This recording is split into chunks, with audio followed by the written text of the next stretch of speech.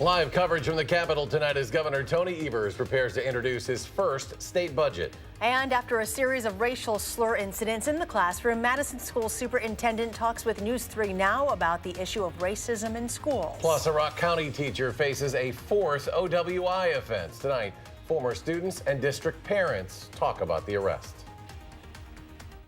From the Channel3000.com Alert Center, this is News 3 Now at 6. We're less than an hour away from learning more about how Governor Tony Evers would like to change funding for schools, roads, and more. He'll give his first state budget address tonight, and that's where we find Chief Political Reporter Jessica Arp, who is live at the state capitol. Jess?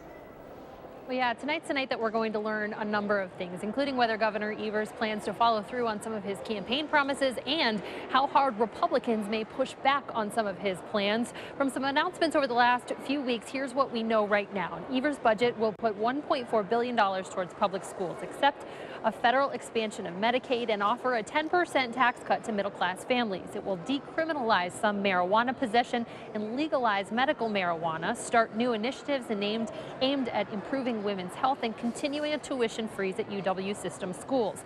The big answers we will be looking for tonight will be on roads and whether Evers will increase the gas tax or other fees, whether the budget will repeal any laws passed by Governor Walker and the Republican-controlled legislature, and just how he will pay for all of these plans. Evers has been calling this the people's budget since his State of the State address last month. Democrats have been largely cheering each of these new plans as they were announced, especially on education. As a former special education teacher, I applaud the success in the proposals to provide over $600 million in special education funding over the next biennium. Our students who need assistance the most should not be denied a proper education because of a lack of state aid. The reaction from Republicans, though, has been skeptical to say the least. And remember, to become law, all of these changes will have to pass through both houses that Republicans currently control. Already, Republicans have been expressing concern about things like the Medicaid expansion, the tax cut, marijuana proposals, and actually the rotunda is filling up at this hour with folks who are school choice advocates. There are some changes to voucher schools in this budget that Republicans have not agreed with as well. They have threatened to create their own budget in some senses, Republicans have, and they will hold a news conference after Governor Evers' budget address at 7 p.m. this evening. We'll also see what happens at the Joint Finance Committee when this budget is formally introduced. Jessica Arp reporting. Jessica, thank you. Farmers who experience losses because of the snow, extreme cold, and high winds are being asked to report their damages as quickly as they can. State agriculture officials say they've gotten reports about damaged barns, sheds, even loss of livestock, and they're reminding farmers to report any damage to their insurers. The USDA's Farm Service Agency has safety net programs that may be helpful for those who lost livestock due to the weather. A disaster designation in their county would also make farmers eligible for low-interest loans. We turn to weather now. Gary, the bitter cold making a comeback. Yeah, it'll take a couple days to get here, but it will be bitter cold by the early part of next week. Now, in the short term, we're watching some snow flurries over parts of eastern Iowa and southwestern Wisconsin. Those really aren't amounting very much, but you can expect a few flakes of snow as that passes through. Low temperatures this morning were cold enough. We were at 0 here in Madison. To our north and west, temperatures were below 0. To the south and east, above 0, but not by much. High temperatures today hovering around the 20-degree mark, give or take a degree or two, but the average high temperature should be in the middle 30s, and current temperatures now are in the upper teens to around 20 degrees. Some light snow on Friday afternoon into Friday night could accumulate maybe 1 to 3 inches, but by tomorrow morning, temperatures will be back into the single digits. High temperatures tomorrow will top out in the upper 20s with that snow developing later in the afternoon. That's your News 3 Now First Alert forecast. Gary, thank you. In an open letter today, the Madison School Superintendent calls racial slur incidents in the past school year indefensible and calls another at Whitehorse Middle School especially horrific. Madeline O'Neill joins us with more on this developing story. Well, in the letter, Superintendent Cheatham is promising to work hard for racial equity. She's laying out some changes to the district, but some say they don't go far enough. It hurt me to see those images, like it hurt everyone. From an acting principal being accused of pulling out an 11-year-old student's braids at Whitehorse Middle School to multiple reports of teachers using racial slurs in the classroom. Madison Metropolitan School District Superintendent Jennifer Cheatham says it's been a buildup. It's not okay in any way, shape, or form. In an open letter written to parents, she says the district will launch a new system for reporting incidents of racism this spring. And going into the next school year, MMSD will also train each and every teacher on racial inequity and implicit bias. I applaud her for addressing the issue head on. But Michael Johnson, CEO of the Boys and Girls Club of Dane County, would like the district to go further by creating a 24/7 hotline to report racist incidents and adding non-biased parent ambassadors to work with families after such incidents. By being open about these incidents, by showing people what we're doing, that I hope that it builds trust. I know that's hard. Johnson says families aren't just losing trust. I would say not just MMSD. I would say a lot of kids of color who have been traumatized by these issues have lost all hope. But he thinks hope and trust can be rebuilt. I think if the time and effort is put into coming up with an action plan with resources to back it up, and if you include them in the process and allow them to own the process, I think it can. Now, not all response to the letter has been positive. Sabrina Madison, founder of the Progress Center for Black Women, wishes Superintendent Cheatham had reached out to the Black community after their discussion at the Boys and Girls Club last Saturday. Before sending out the letter, both Johnson and Madison stressed that the next most important step is putting resources toward these changes. A story we will continue to follow. Absolutely. Madeline, thank you. You're welcome. A Rock County teacher is on paid leave following his 4th OWI arrest. Rock County reporter Adam Duxter spoke to parents and a former student today who feel conflicted about the issue. Adam? Well, Eric, Dennis Bruner has been a teacher within the school district of Janesville since the mid-1990s. Students say he's one of their favorites. Parents say they're not sure if that's worth it. On Saturday, Dennis Bruner was arrested for operating while intoxicated for the 4th time. For the last 2 decades, he's taught gym to students in Janesville schools, students like Paige Pfeiffer. He was very friendly and nice and someone you could just easily walk up to. It's just a friendly person. Like, he just could put a smile on your face, make your day better. Pfeiffer had Bruner for 7th grade gym and remembers him as one of her favorites and was surprised by his arrest. I was kind of like a little shocked. I'm like, I never expected that, but I mean, I know that people have struggles in their lives outside of work. But parents of current students at Madison Elementary say enough is enough. People make mistakes and people need second chances, but 3rd and 4th and so on and so forth may be a little too much. And good teacher or not, they believe Bruner should be held accountable. He may be a very good person and work very well with the children, but sometimes you just got to cut your losses and figure out what's good for the children as opposed to what's good for that one man. Pfeiffer says she hopes the district steps up to help him through what is likely a tough time. We're willing to help him get the help he needs. Just want him to know he has all the support he can get.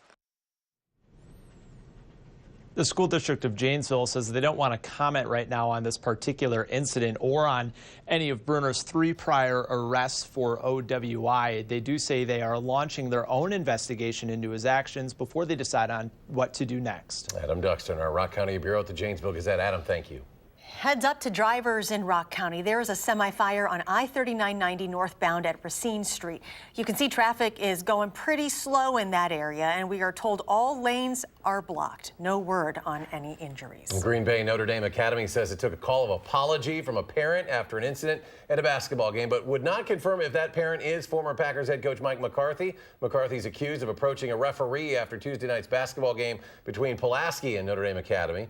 Officials with the WIAA say a complaint was filed, but the extent of that complaint is confidential. McCarthy's stepson plays for Notre Dame, which lost by 1 point, ending their season. Notre Dame also released a statement calling the incident unacceptable, adding that it does not reflect the institution as a whole.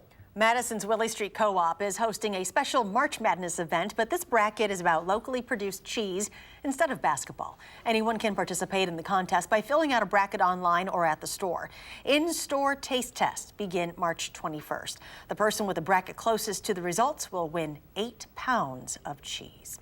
A Sauk County cat is proving he has 9 lives. Area veterinarians are using Henry's story of survival to help other pet owners during the cold. That story just ahead. Dude.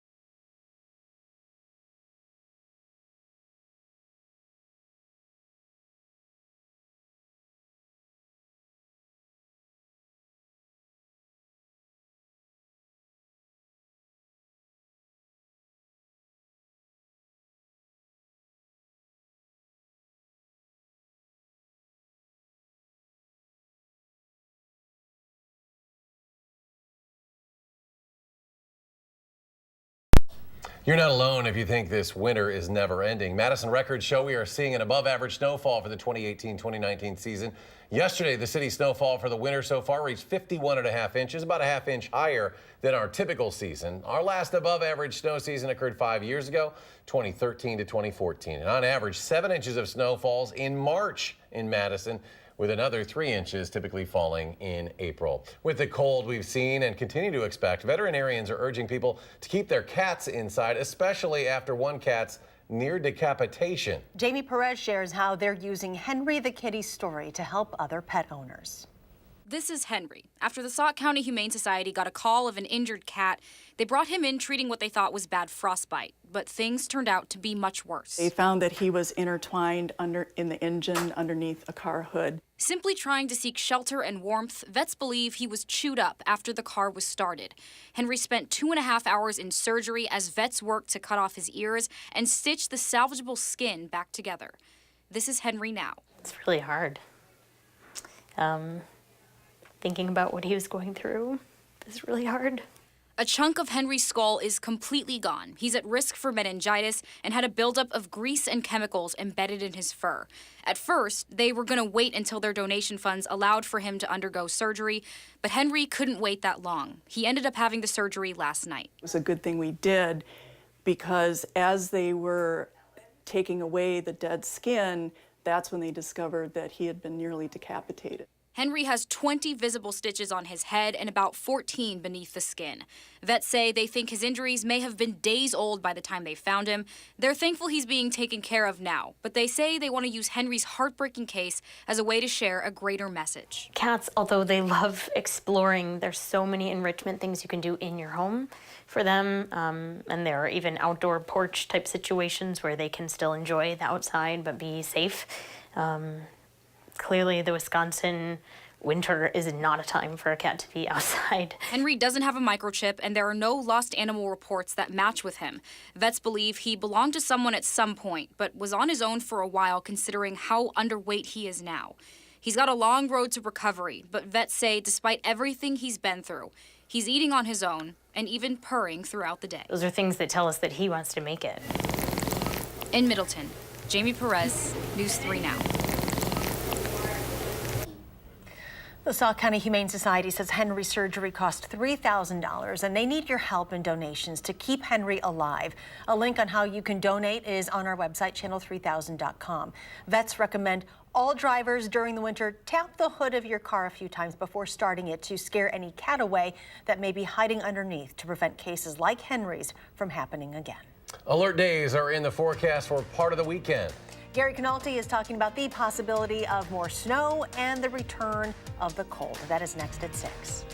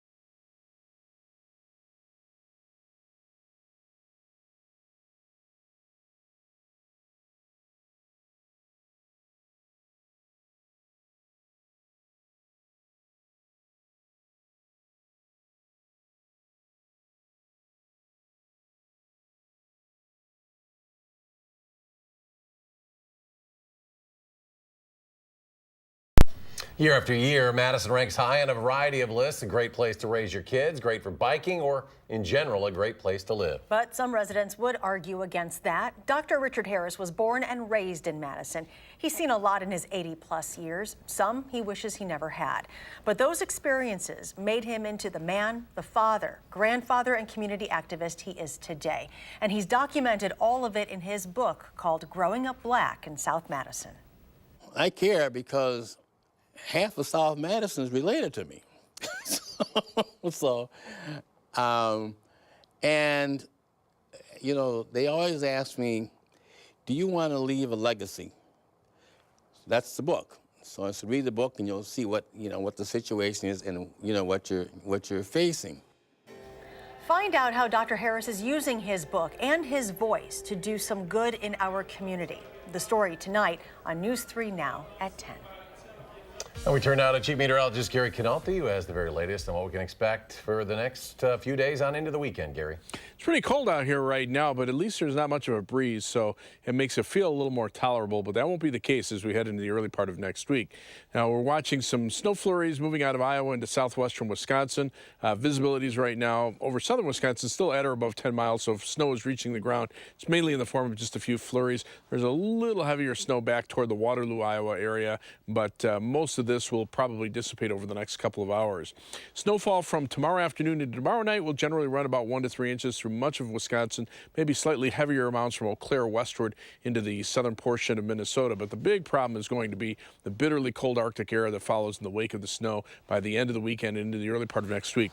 This is wind chill future track beginning at 7 a.m. on Sunday morning, showing wind chills in about near 20 below zero here in Madison, but in the 30s below zero to our north and to our west. By Monday morning, that'll probably be our coldest morning here, with actual air temperatures around 10 below zero and wind chills perhaps down to 30, maybe even locally 35 below zero in spots that day. And then as we head into Tuesday, the winds a little bit lighter. We're still looking at low temperatures between about 5 and 10 below zero and wind chills down to about 20 below zero. And then finally, those wind chills, even on Wednesday morning, still down to about 10 to 15 below zero, but improving during the day as temperatures actually climb up into the mid-teens to around 20. So we have alert days in the forecast for Sunday, Monday, and Tuesday for those bitterly cold temperatures between 0 and 10 below zero in the morning, daytime high temperatures between about 5 and 15, and those wind chills staying below zero just about the entire time. Live view from the Edgewater Skycam in Madison, showing partly cloudy skies. Our almanac for today shows a low of 0 this morning, the high temperature 21, well below the averages of 36 and 19. We're at 20 now. Winds are out of the south-southwest at 3 miles per hour, so really not strong enough to give us much of a wind chill. The upper air weather pattern will change again as we head toward the weekend. The darker blues indicate the colder air, and you can see that as time goes on, you can see that surge of Arctic air just to our north and west by early on Sunday morning, just kind of rotating through the northern portion of the Midwest, and then eventually out to the east. Then temperatures will start moderating again as we head toward the middle of next week, but still that keeps temperatures a good 10 to 15 degrees below normal, even at the end of next week. So our forecast calls for a low of 6 degrees tonight with variably cloudy skies, probably a few flurries over southwestern Wisconsin for a time this evening. Tomorrow, mostly cloudy, some light snow or flurries developing in the afternoon, high temperatures around 27. On future track, again, those flurries moving on out tonight, some breaks in the clouds, low temperatures in the middle single digits above zero. Highs tomorrow, mid to upper 20s, with that snow develops late in the afternoon into tomorrow night, and then moves out of here by early on Saturday morning. Temperatures drop into the middle teens. Highs on Saturday will be in the middle 20s. Snowfall amounts generally 1 to 3 inches, probably 1 inch near the Illinois state line up to Madison, and maybe a couple of inches north and west of the Dells. After that, though, that bitterly cold Arctic air kicks in. Nighttime low temperatures well below zero early next week, and then a storm system toward the end of next weekend. We'll be back with sports in just a minute.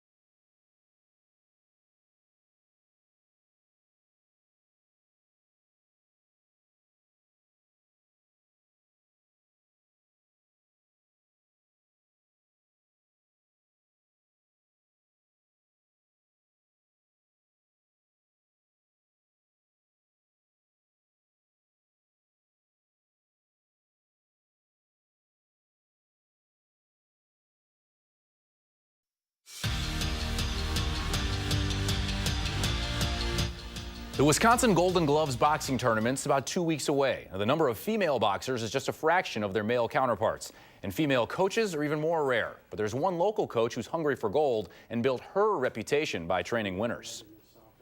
I don't think of myself as a woman. I think of myself as a boxer and a coach. When I go to national tournaments, I struggle a little bit. I have to kind of make, just, I guess, show by my actions and by my boxers that I know what I'm doing.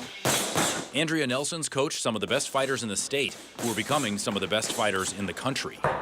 Brianna Hendricks-Chase, a former college soccer player and hammer thrower, who said she's always been an aggressive athlete. It's something that I've wanted to do, but I didn't know anything about boxing. Like, I didn't know how to throw a punch. Brianna only started sparring 2 years ago. Now she's ranked 4th in the country. And the first time her coach saw her at the gym, she wasn't even boxing. I looked over, I saw her, she looked athletic, she had the build for a boxer. I walked over and said, you wouldn't be interested in taking the boxing class?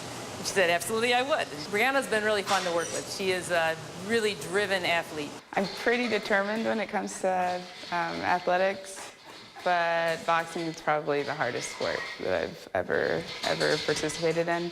And it's really cool to see the growth. Now, Brianna's goals include gold. Olympics, yeah, definitely. That's like always been my goal, and to be on Team USA. 2012 was the first year that women were allowed in the Olympics. And I think that kind of added more legitimacy to the sport for women. Coaches started to take them more seriously and started to train them like, oh yeah, they can do this. We stick out, and I'm fine with that. Like, I'm totally comfortable. I wouldn't have any other coach. Marcus Johnson won the 2016 Wisconsin Golden Gloves title, and he trusts Nelson to keep all her fighters on the right track. With more success, she's been going to nationals a lot, and she's just had more exposure. They can see the hard work, and I think a lot of coaches that have just seen the progression of us getting better and better over time.